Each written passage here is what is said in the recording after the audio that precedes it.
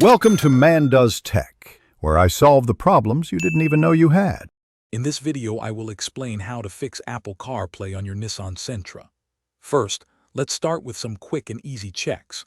Make sure your iPhone is unlocked and updated to the newest iOS. Also, confirm CarPlay is not restricted in your iPhone's screen time settings. Ensure your Sentra's engine is running, not just in accessory mode. Finally, a simple restart of your iPhone can often resolve minor glitches, so give that a try. Next, let's focus on your physical connection. Carefully inspect your USB cable for any signs of damage, like bends or fraying. It's highly recommended to use an official Apple-certified Lightning cable, as generic ones can cause connectivity issues. Also, take a moment to clean your iPhone's Lightning port. Even a tiny bit of lint can prevent a proper connection. If your Sentra has multiple USB ports, try plugging into a different one.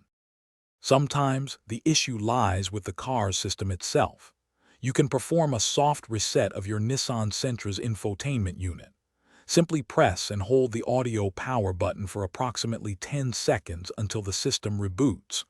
Once it has fully restarted, try connecting your iPhone again.